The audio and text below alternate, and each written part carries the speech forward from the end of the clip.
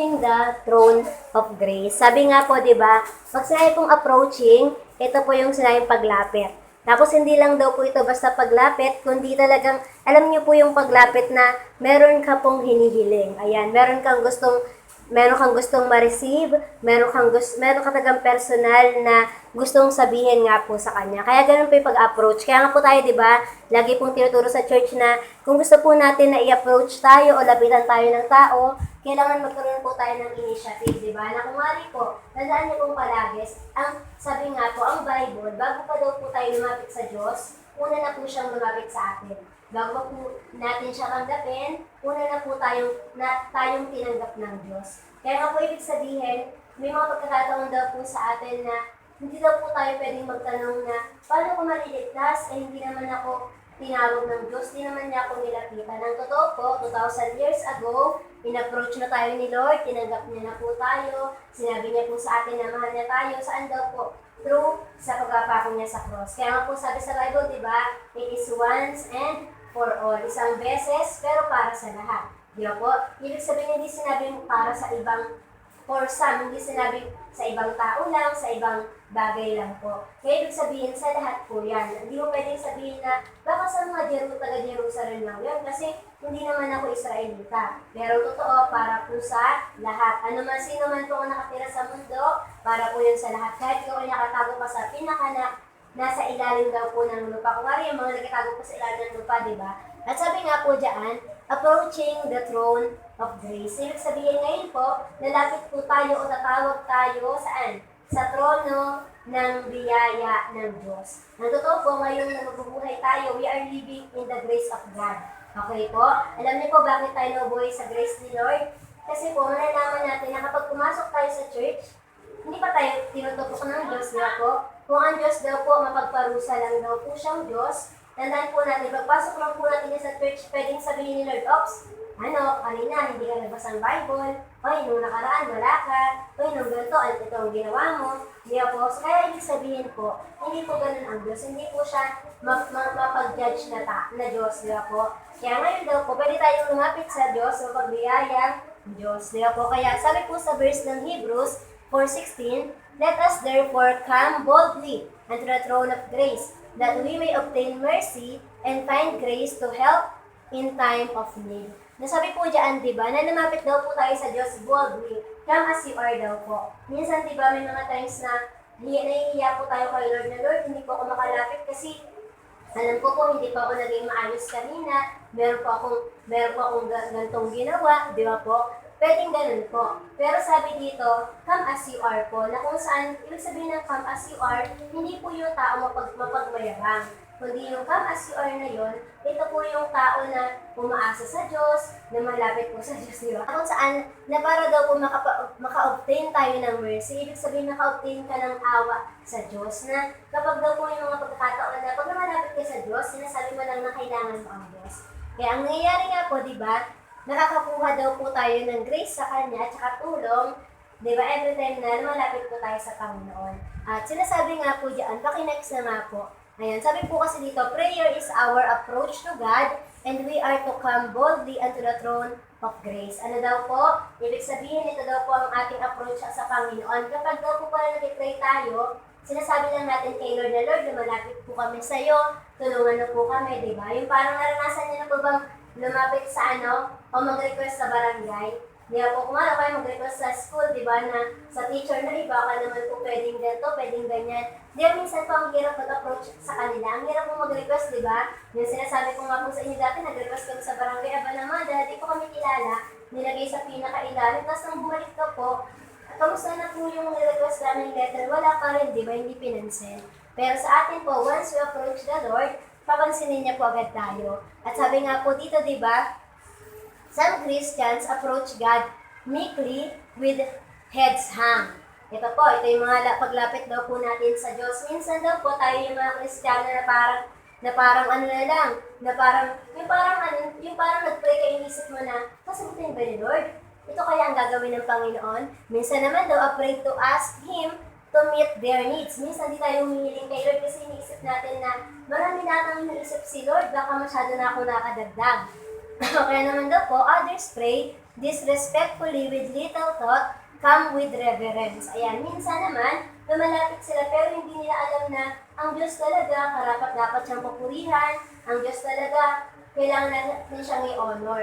That's why nga po sa church, di ba? Kung pumapasok po ba tayo sa church, tinuturing lang po ba natin to na parang bahay o talagang in-honor natin ang Diyos. Sa pagpasok na po dyan, di ba? Talagang pagbukas sa pagbukas mo ng pinto, talagang i-welcome mo si Jesus, talagang mag-ano ka, mag-greet ka sa Panginoon. Kahit hindi mo po siya nakikita, in the spirit, nararamdaman po kasi natin ang Diyos. At sabi diyan, for He is your King, but come with bold assurance. Tandaan niyo po siya po ang hari, pero pwede ka pong lumapit sa Kanya na kung saan alam na alam mong pakikinggan ako ng Diyos na to.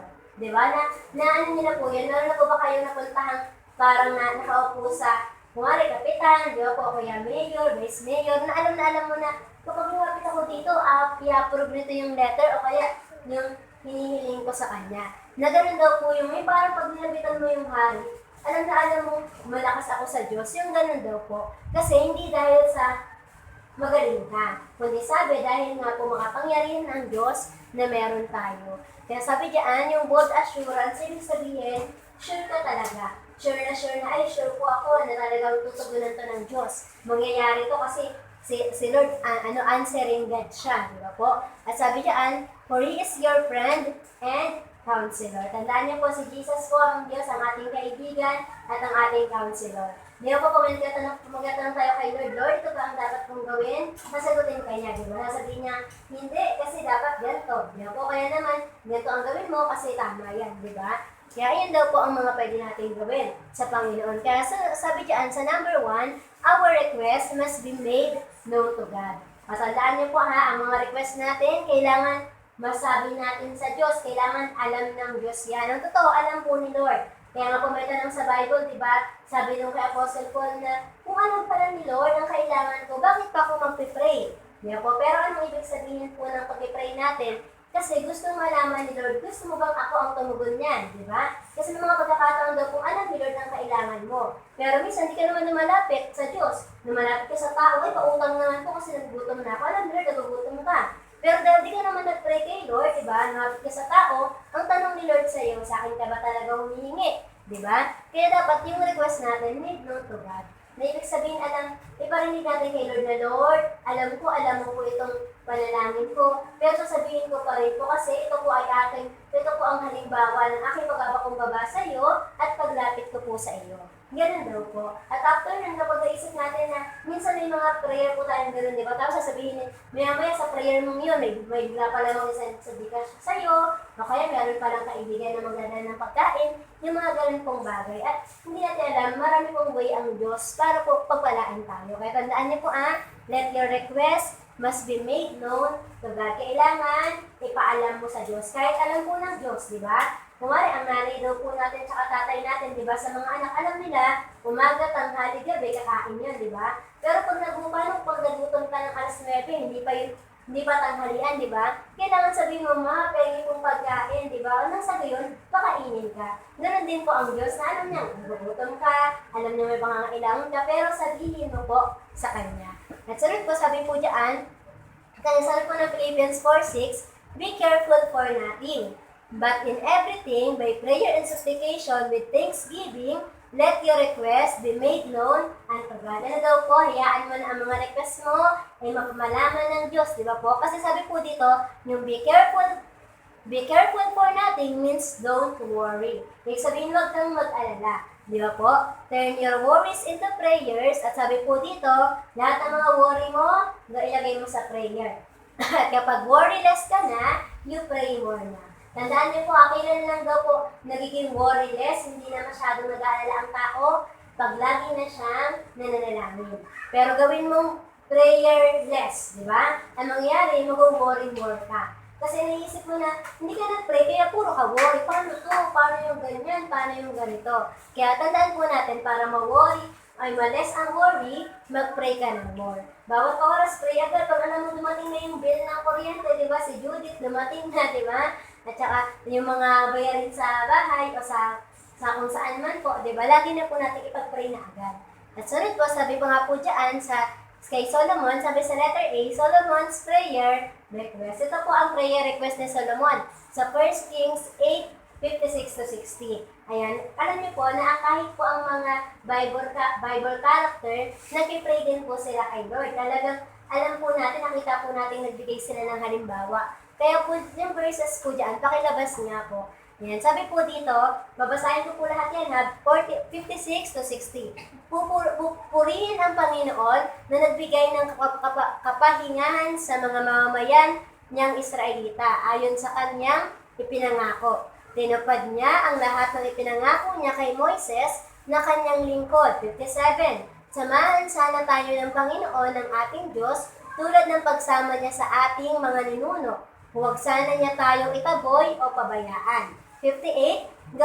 Gawin sana niya tayo masunurin sa kanya para makapamuhay tayo ayon sa kanyang mga utos at mga tuntunin na ibinigay niya sa ating mga ninuno. 59. Palagi sanang maalala ng Panginoon ng ating Diyos araw at gabi ang mga panalangin kung ito. Sabi niya pa po dyan, naway tulungan niya ako at ang mga mamamayan niyang Israelita ayon sa kanilang pangangailangan bawat araw. 60. Para malaman ayon sa ng lahat ng bayan sa buong mundo na ang Panginoon ay siyang Diyos at wala nang iba pa. Yan po ang prayer ni Solomon. Ito na po ang pinapakita ng prayer ni Solomon. Pakinext nga po. Sabi diyan, ang pinapakita ng prayer ni Solomon, sabi po diyan ay sabi po diyan, this is Solomon's prophetic insight into the future captivity of his people. He asked God to be merciful to them. Di ba sabi niya, tulungan sana tayo ng Diyos, palayain tayo katulad ng ginawa niya sa mga Israelita. Kaya sabi po, ito po yung mga prayer niya nga po, di ba? Yung 5 basic requests niya. Una, for God's presence. Pangalawa, for the desire to do God's will. Una daw po yung presensya ng Diyos. Pangalawa, mangyari ang kalooban ni Lord. Pangatlo, for help with daily needs. Para naman po bigyan siya ng mga araw-araw niyong pangangailangan. For the desired ability to obey God's law and commandments. Ano daw po? Desire, yung kagustuhan at saka abilidad o kakayanan na masunod ang kalooban ng Panginoon o yung mga utos ng Diyos. At panglima po, for the spread of God's kingdom to the entire world. Di ba? Kahit po sa Solomon, pinag-pray niya din po yan na Lord, na ako makilala na po ng lahat ng tao ang Diyos, di ba? Ibig sabihin sa pag-share po ng gospel. Kaya tandaan niyo po ang prayer, di ba? At alam niyo po, sa pag-pray din ng Solomon, alam niyo po ba na talagang tinugunan po ng Diyos ang prayer niya. Meron din po siyang prayer, di ba? May one time po, nag-offer si Solomon. Kung nabasa niyo na po yun sa Bible, nag-offer siya ng mga libo-libong mga hayop, di ba? Kasi mayaman po yan si Solomon, di ba? Tapos ang nangyari po, nung nag-offer siya, maya-maya po sa panaginip, nagsalita ang Diyos. Sabi, Solomon, anong gusto mo? Di ba? Sabi niya po, ang sabi ni Solomon, Lord, gusto ko po ng wisdom. Di ba? O karunungan ang hiniling niya. Pero kung tutusin, kung tayo po kaya, pag tinanong tayo ni Lord, ano ang kagustuhan mo? Minsan, di ba, kung tayo daw po, baka ang hilingi, sabi daw po, pwedeng hilingi ni Solomon ay, Lord, gusto ko po ng kayamanan. Ay, Lord, gusto ko po matalo ko po lahat ng mga kalaban. Pero ano pong hiling niya? Karunungan. At alam niyo po ba, nung sinabi yun ng Diyos, dahil humiling ka ng karunungan at hindi kayamanan o kasikatan, bibigyan pa kita ng kayamanan at yung yung magiging panalo nga daw po niya sa lahat ng laban. Kaya alam niyo po, sa time ni Solomon, siya na po ang pinaka-richest, siya pa ang pinaka-wisest, at sa time niya, ayun yung time na punong-puno ng kapayapaan daw po ang kapaligiran nila. Ganon pinagpala ng Diyos sa Solomon. Ang pangalawa naman pong halimbawa diyan, ito naman pong si Isaac. Ayan, si Isaac naman po, di ba, nag-pray naman po siya diyan sa Genesis 25:21, yung nasa next po. Sabi niya diyan, dahil baog si Rebecca, nanalangin si Isaac. Asawa po yan ni Isaac si Rebecca. Sa Panginoon na magkaanak ito. Tinugon ng Panginoon ang dalangin niya, kaya nagbuntis si Rebecca. Yan, kahit po ang pagbubuntis, di ba, may mga times po kasi sa mga mag-aasawa, di ba, may mga ganun po, may mga times sa tulad po niya, baog po si Rebecca, di ba? At po dyan, through Isaac's prayer life, we learn how to let God guide our life and place His will ahead of our own.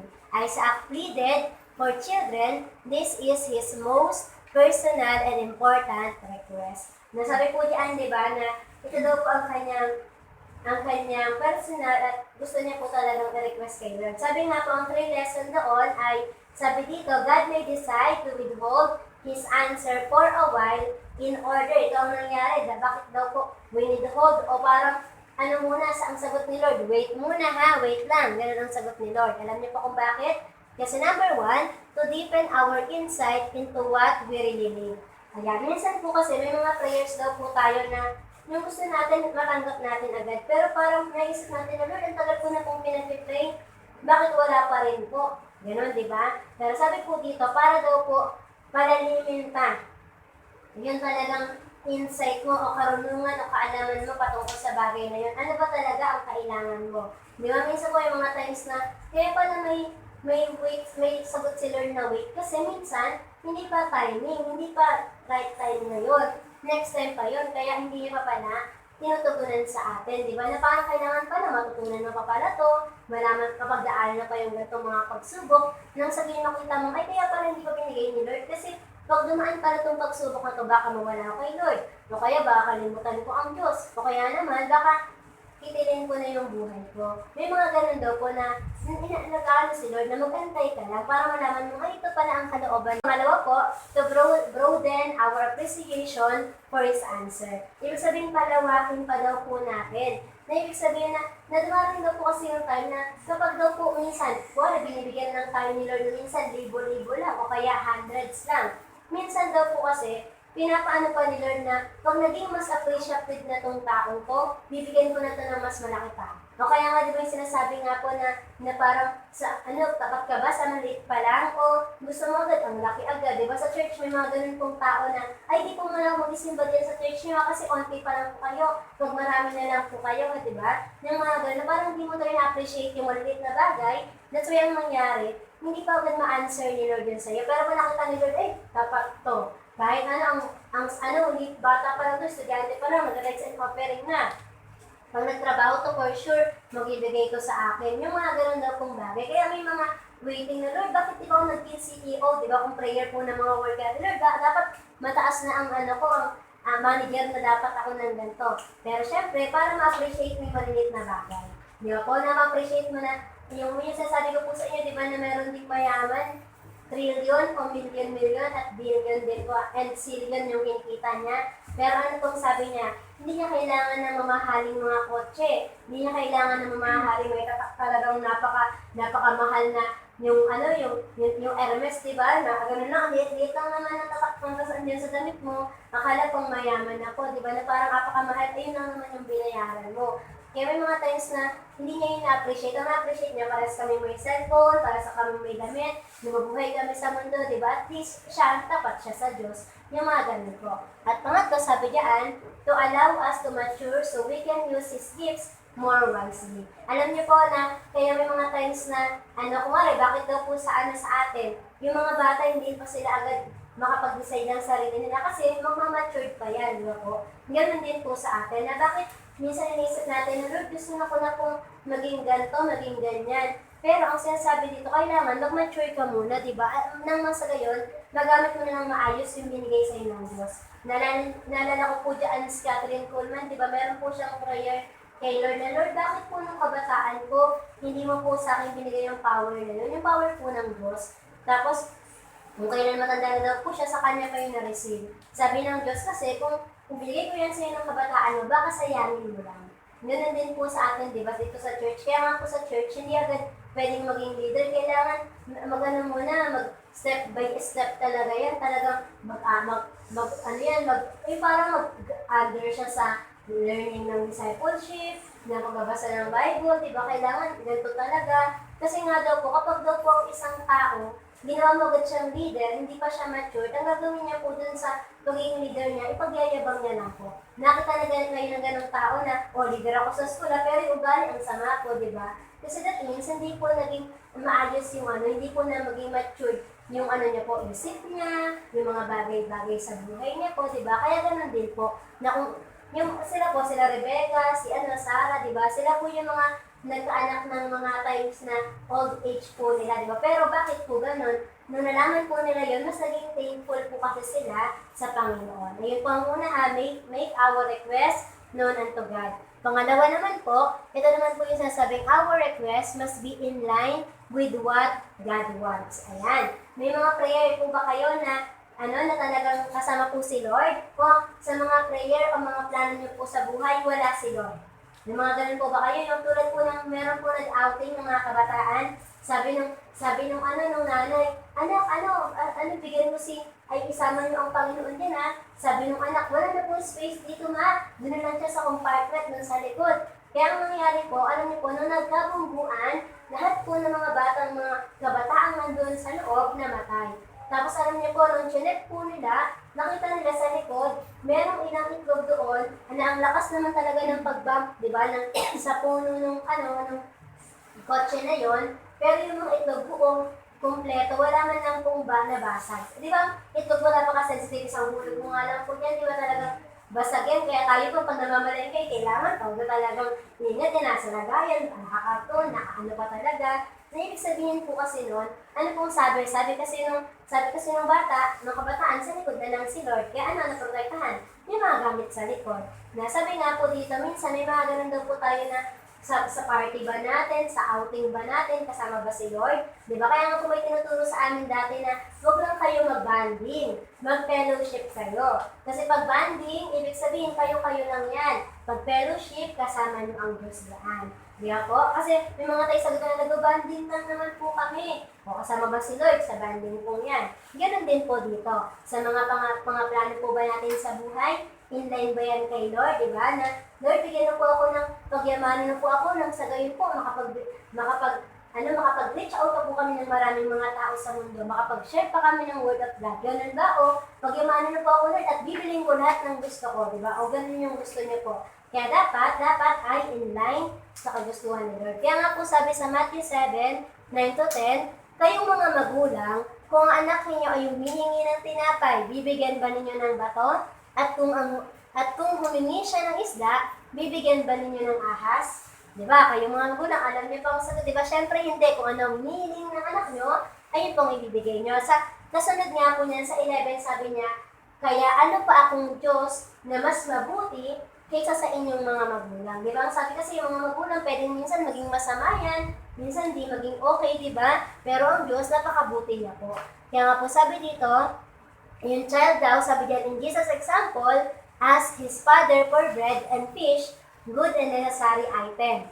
God, as loving Father, grants our request if we ask for what is good for us. Tandaan niyo po kapag daw humihiling tayo ng kalooban ng Diyos, ay ibibigay niya. Kaya nga po isa sa mga example na niyan sa amin dati, na kapag daw po, nag-pray tayo na Lord, malagay naman po sa billboard yung mukha ko. Diba? Tingin niyo ba kalooban ni Lord yun? O kaya, yung may sinasabi na, Lord, nawa po, sagutin na ako ni Pedro. Yung pala siya si Diego, diba? Kaya tingin niyo ba kalooban ni Lord? Yung mga ganun. Minsan may mga times na may prayer po tayo na, yung alam natin, hindi, mali ito, hindi naman talaga ako tutulungan ni Lord dito eh. Yung mga, minsan nag-pray po tayo na, Lord, nawa po, magkasakit po yung classmate ko para po hindi po siya maging top para sa exam, ako po ang nandun lang. May mga ganun po tayo kaya Lord nawa, magkaroon ng sakit si ma'am para po absent siya ngayon, wala kaming klase ngayon. Yung mga ganun daw pong prayer, hindi daw po yan ang kalooban ng Panginoon. Minsan, madalas nga daw po, humihiling tayo ng mga bagay na alam natin, hindi naman talaga tutunagan to ni Lord. Kuwari po yung pinag-pray natin na Lord, pagpalain niyo po ako sa pagnanakaw ko Diba? Huwag po sana akong mahuli. Diba? Hindi po pwede yun. Siguro po yung mga contractor, ganun din kayo nila. Huwag po kayo mahuli. Pero hindi yung kalooban ng Panginoon. Hindi talaga at hindi. Kasi mali po yun. Kaya sabi ito, let your request be in line with God. Kung may prayer ka, ayan mong in line yun kay Lord. Kasi kung hindi daw po in line yun kay Lord, sabi dyan, if we ask for what is good for us, kung ano lang daw po ang makabubuti. Diba? Sa atin, at the same time, sa mga taong mga nakakasalumuhan natin.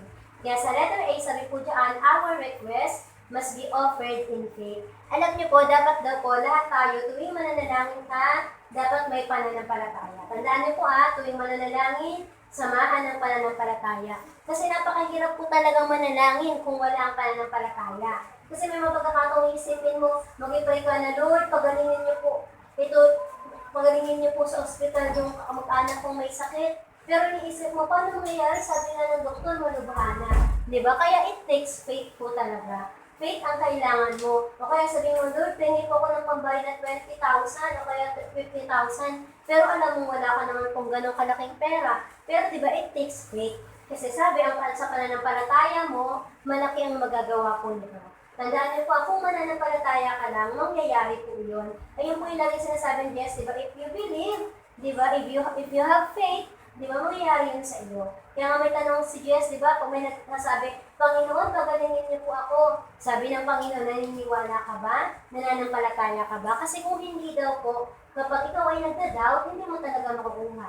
Di ba po? Parang inisip po natin, Lord, gusto ko pong magkaganto. Ay, kaso ganyan. Ay, kaso ganyan. May nagda-doubt daw po tayo. Nawawala yung pananampalataya. Kaya sabi sa Mark 11:24, kaya tandaan ninyo, anuman ang hingiin or hilingin ninyo sa Diyos sa pananalangin, manampalataya kayong natanggap na ninyo ito at matatanggap nga ninyo.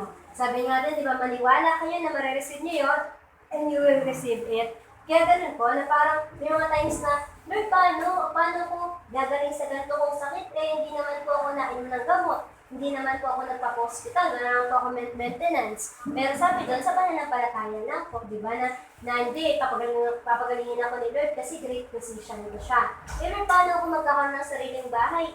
Wala naman po akong pera, wala naman akong ganito. Pero hindi, di ba, kaya ni Lord kung maniniwala daw po tayo. Kaya sabi dyan, are your prayers focused on your interest or God's? Tandaan niyo po yours or God's. Tandaan niyo, ang focus ba ng prayer mo? Sa sarili mo lang o sa Panginoon? Sabi po kasi dito, sa number 1, Jesus, good example. Sabi niya, di ba, Lord, not my will, but yours be done. Ayun yung lagi niyang prayer na sabi ni Lord, ni Jesus mismo, na Lord, ito po, yung kalooban niyo po, ang gawin niyo po sa buhay ko. Pero yung bad example, ito po mga Israelita, ano pong nangyari? Getting what they want, prove costly. Na alam niyo po, ang nangyari kasi dyan, sa time ng mga Israelites na yan, po yung time na nilabas sila sa Egypt, binigyan sila ng mana, binoprovidean sila pangailangan nila, pero lagi pa rin po sila nagsasabi, ano ba naman yan, Moses? Dinalo po ba kami dito para magutom? Nakaprovide na po talaga ang Lord. Pwede ko naman po sabihin ni Moses na hindi, nagbigay nga si Lord ng ganito eh. Pero hindi po sila palagi naniniwala. At ano nangyari po sa kanila? Ang nangyari sa buhay nila, di ba? Na ano po sila, 40 years po tuloy silang gala-gala sa Israel. Ibig sabihin, kung naniwala daw po sana sila agad, 7 days ang nasa promise land na po agad sana sila. Ganun po, tuwing hindi naman nananampalataya, tatagal ng tatagal.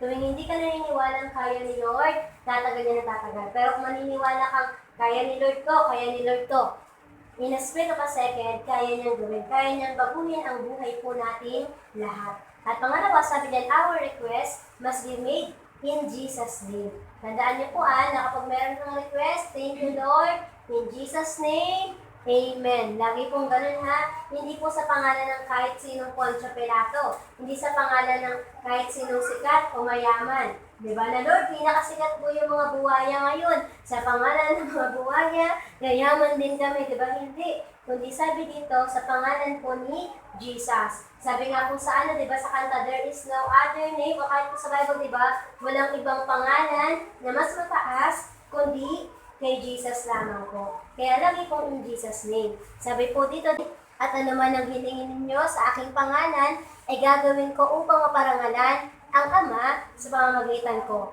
na makanyang anak. Oo, gagawin ko ang anumang hilingin ninyo sa aking pangalan. Alam niyo po na hindi po pinapahiya ng Diyos ang mga naniniwala sa Kanya. Kung sinabi niya, maniwala kayo sa aking anak, di ba?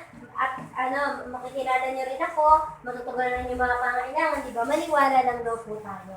Kaya sabi nga po dito, di ba? God will grant request if you use the name of Jesus as a magic formula to fulfill your selfish desire. Ito naman yung tandaan po natin hindi po magic word ang in Jesus name. Kung magkakaroon ako ng mamahaling bag ngayon, in Jesus name, hindi po yun ganon. Hindi yung parang anting-anting o kaya magic wand na, tsaran, ayan na siya, di ba? Hindi po ganon. Tandaan niyo po ito ay it takes faith. Ibig sabihin, mananampalataya ka. At sabi nga po, di ba, ang pananampalataya, kahit hindi mo pa nakikita, pero naniniwala ka na. Ganun po ang pananampalataya. Lord, nag-pray po ako na umayos po ang pamilya ko, pero habang pinag-pray mo, parang nagkakagulo-gulo lagi sa bahay, it takes faith. Hindi mo pa nakikita, pero naniniwala ka na. Diba ganun po na, oo, ganyan pa ang sitwasyon sa bahay natin. Ganito pa ang sitwasyon sa pamilya. Pero maniwala ka, mababago yan. Hindi yan katulad ng mga magic na o kaya ng mga genie, di ba, na yung mga napalad sa TV, na ano ang hiling mo. Kaya nga daw po ang kasal, di ba, hindi siya fairy tale, hindi siya magical lang, di ba, na kung saan, ang totoo talagang marami, it takes forgiveness, it takes hurt talaga, sa buhay po ng bawat mga tao. Ganun po talaga. At sa rito, pangalawa, God grants request, doon lang po sa number 2, if you seek to do His will and in line with what He wants. Ayan po, lang tandaan niyo po. Tutugunan lang po ni Lord ang prayer mo kung kalooban niya yan. Kung naka-inline sa Kanya, talagang para sa Panginoon ba yan? Kasama ba ang Diyos sa bagay niya? Tutugunan po ni Lord yan. Huwag po kayo maglala. Hindi po kayo mahihirapan pag alam niyong mabuti yan, maayos yan, kalooban niya ng Diyos. Tutugunan niya yan sa buhay niyo po. Hindi po kayo mapa-question sa bagay na yan. At number 3, last na lang po ito. Ito po yung sasabing, our request must be brought to God at all times. Ang mga request natin laging ibigay sa Panginoon. Ano man yan, masaya man yan o hindi, ibigay natin kay Lord. Diba? Sabihin natin kay Lord. 1 Thessalonians 5:17, laging manalangin. Ano man ang gawin mo, ano man ang mga araw-araw mong gawain, laging manalangin. Kung araw-araw kang humihinga, araw-araw kang kumakain, araw-araw kang nabubuhay, araw-araw ka rin pong mananalangin. Sabi po dyan, we cannot spend all our time on our knees. Hindi naman po sinasabi nito na dapat ba lagi nakalood? Sabi lang ba natin na ay siguro lagi siya nakalood, lagi siya nanalangin. Kahit ang prayer po, hindi lang po lagi nakalood, pwedeng kahit nakaupo. Di ba kahit ganyan ka nga lang minsan, hindi ka naman nakayuko, pero nanalangin ka na. Wala mag-isa ka, nakaganyan ka lang, di ba? Nakatayo, ayan, naglalakad. Di ba pwede po natin yung gawin pagkapunta ka ng school, nag-pray ka na Lord, ingatan niyo po kami, ganyan-ganyan. Kausapin na po si Lord, di ba? Ganun po ako pag pauwi ako ng school palagi. Kasi mag-isa na lang ako, wala akong kasabay, kasi lalakad lang po ako, nag-pray na po ako noon. Ayun po yung oras ko na quiet time po yun kay Lord. Kasi pag uwi ko ng bahay, di naman po quiet sa bahay namin. Kaya, yun lang po yung quiet time ko. Nung estudyante po ako noon. Kasi mga bata pa po mga kapatid namin, lahat kami mga bata pa noon, di ba? Kaya ang ingay po talaga sa bahay.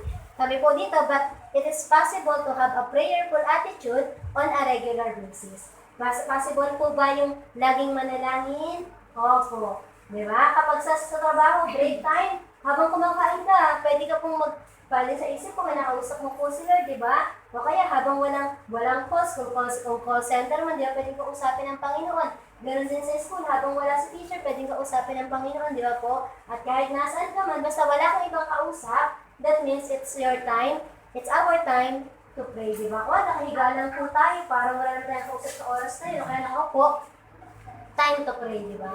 Sabi diyan, this attitude is built upon acknowledging our dependence of God. Every time na nag-pray po ba na tayo, sinasabi lang po natin kay Lord na, Lord, dumadepende po ako sa iyo.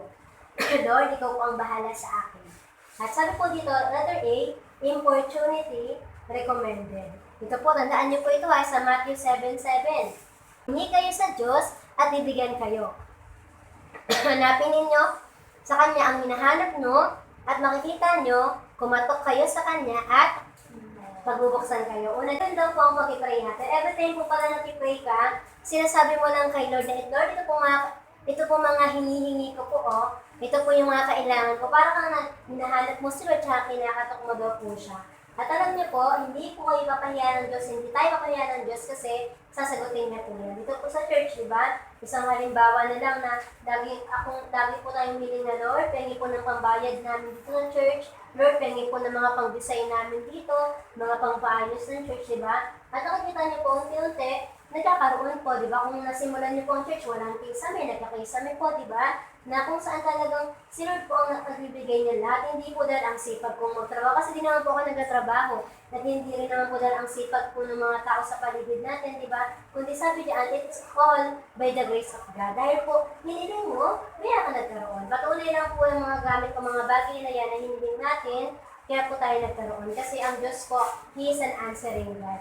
Kaya sabi nga po dito, Jesus tells us to persist in pursuing God. Tandaan niyo po, laging i-pursue natin ang Panginoon. Laging lapitan, laging talagang mas lalo kang lumapit sa Diyos. Don't give up in your efforts to seek God. Tandaan niyo po hindi niyo po pwedeng sabihin na lalayo po muna ako sa inyo, Lord, hanapin ko lang po ang sarili ko. Tandaan niyo po, pag lumapit ka lalo sa Diyos, doon po mas makikilala kung sino ka. Pero the more na lumalayo ka sa Diyos, the more na nagkakaroon ka ng identity crisis. Hindi wala lang, sino na ba ako? Ano na ba ang nangyayari sa akin? At sabi nga po dito, di ba, na mag-effort daw po talaga tayo. Effort na lumapit sa Diyos, effort na kilalanin siya. Di po it takes time para magbasa ng Bible. Di ba po?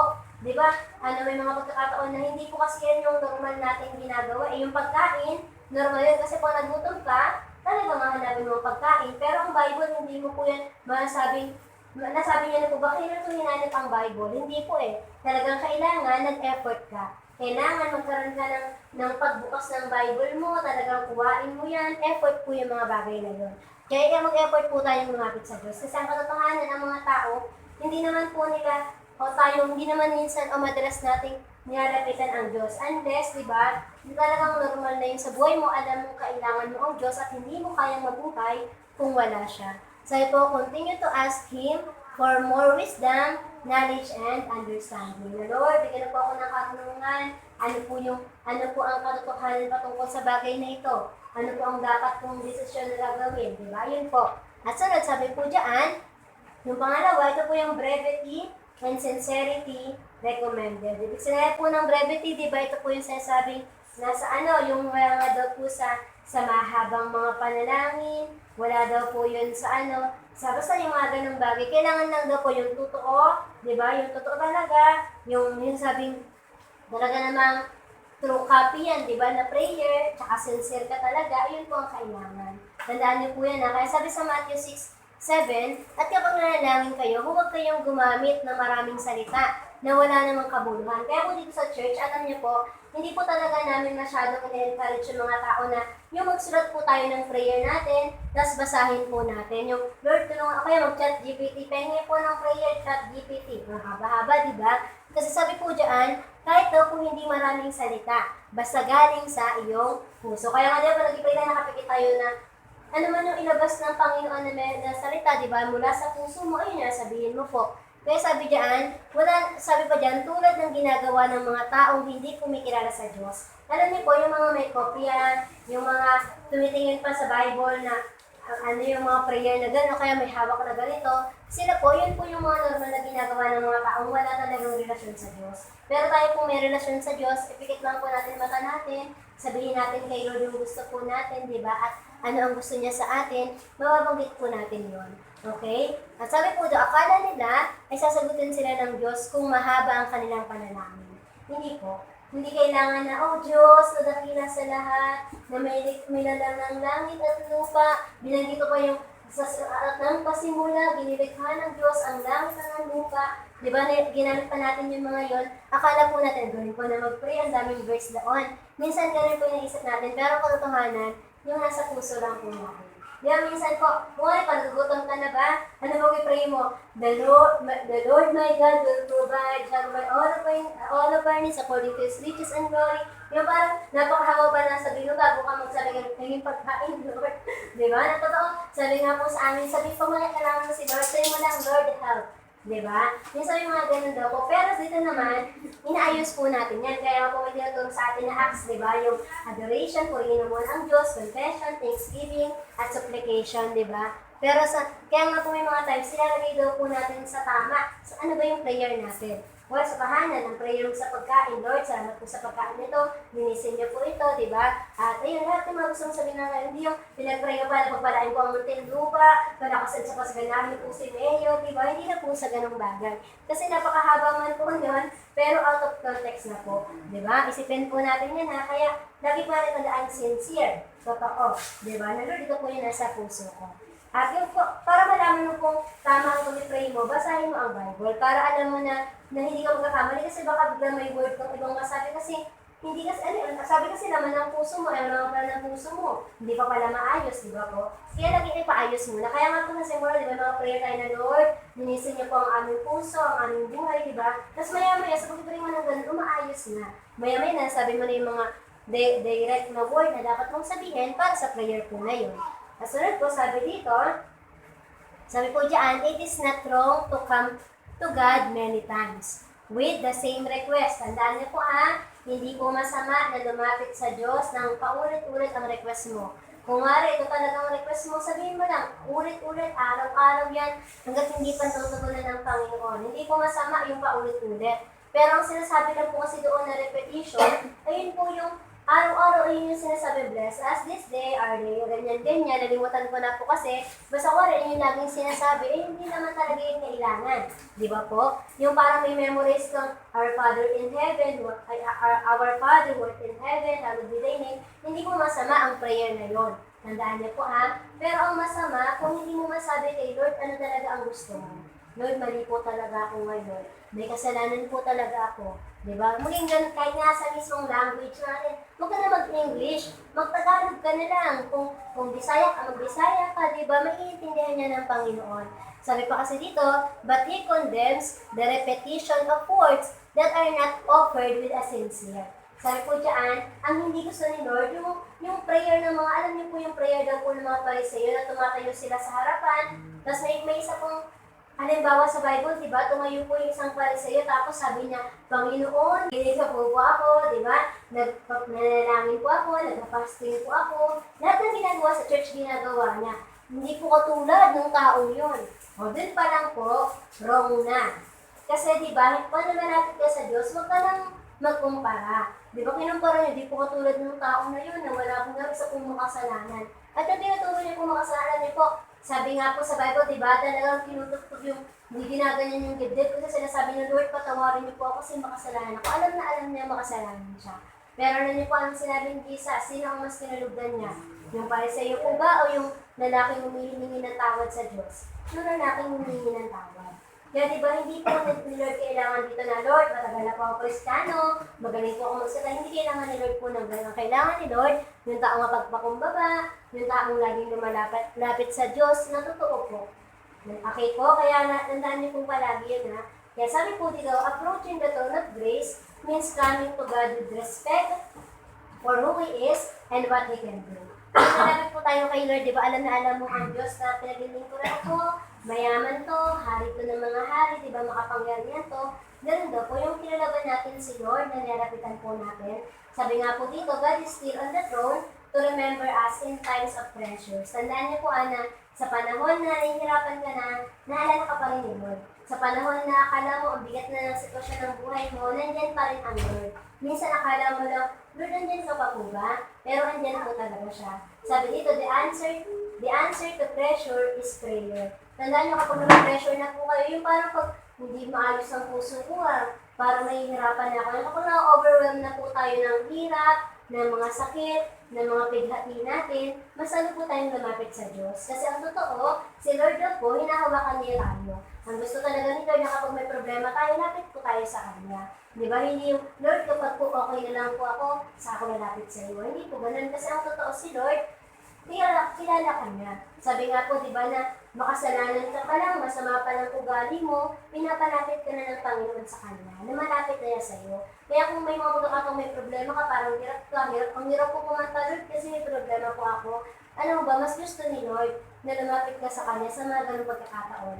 Nasabi ko nga po, di ba, nung Sunday, nasabi ko doon, kung ikaw ay aawit sa Diyos at problema ka, di ba, you are in pain, di ba, magalak ka kasi dito mo lang yan sa lupa mararanasan. Di ba, yung parang maisip mo na, sana pala, paano kayong pakiramdam nung may problema na nagpupuri sa Diyos? Ano ka ng pakiramdam? Napakasaya kasi may Diyos na mag-comfort sa iyo. Pero ang pakiramdam na may problema, na lumayo sa Diyos at pahinga muna, napakahirap po. Kasi parang isip ko, paano ko pala mararamdaman na masaya, di ba? Ganun po. Kaya tandaan niyo po, the answer to pressure is prayer. Let us approach the throne of grace through prayer. Kaya po may magkakataon na hirap ka na, lapit kay Lord. Kaya po may kanta dito, di ko na po dyan nilagay. Sabi po dito, God is still on the throne. Dati, pinag-pray lang po namin yun na, Lord, you are still on the throne and you remember your own. Ito po yung lyrics niya. God is still on the throne, God is still in the throne, and He will remember His own. Nakaupo pa rin po yung trono niya at naalala niya po tayo mga anak niya. Sabi niya, though trials may press us, kahit kung ang mga kabuluhan, di ba, talagang pinipress ka talaga, na talagang pinipiga ka, di ba, talagang pinapahirapan ka, and burdens distress us, He never will leave us alone. Tandaan niyo po yan ha, He never leave us. God is still on the throne, He never forsake His own. Hindi niya po tayo pinakalimutan. His promise is true, He will not forget you. Tandaan niyo po hindi kayo niyo pababayaan at ang kanyang pangako ay totoo, hindi kayo nakalimutan. At sayo po dito, God is still on the throne. Kaya nga po, di ba, ang turo sa amin, kapag nalulungkot ka na, purihin mo ang Diyos. Di ba, kapag may problema ka, lalo kang lumapit sa Diyos. Kasi imbes nga daw po na layuan natin si Lord, paano ni Lord ikaw tutulungan? Tandaan po natin, pag may problema, lalapit sa kayang tumulong sa iyo. Hindi ang tao, kundi ang Diyos po. Kasi kung tutusin, kapag lumayo ka pa sa Diyos, paano masosolusyonan niyo ako? Ako, naranasan ko na po yun yung ganung bagay na nung lumayo ka kay Lord, meron naman nangyari sa problema ko, lalo na po akong nahirapan. Pero nung time na nandun ako sa Panginoon, natupulit, umiiyak na Lord, tulungan niya po ako. Umiiyak ako kay Lord, di ba kasi totoo yung puso mo kay Lord. After nangyayakapin na pa ni Lord, kinumfort ka niya. After kong umiyak ng magulbol, pagtayo ko masaya na ulit ako. Hindi ko naman nakita yung answer ng prayer ko na okay na ba sa bahay? Ano na ba ako? Piniyagan na ba ako ng magulang ko?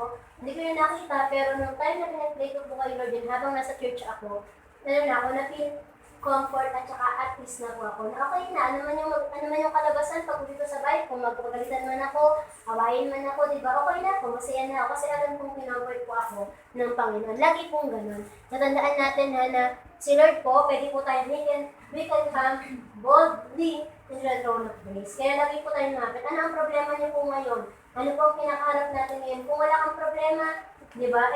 Praise God, purihin mo ang Diyos. At kung may problema po tayo, purihin pa rin po natin ang Panginoon. Kaya ayun lamang po, agad binaglory.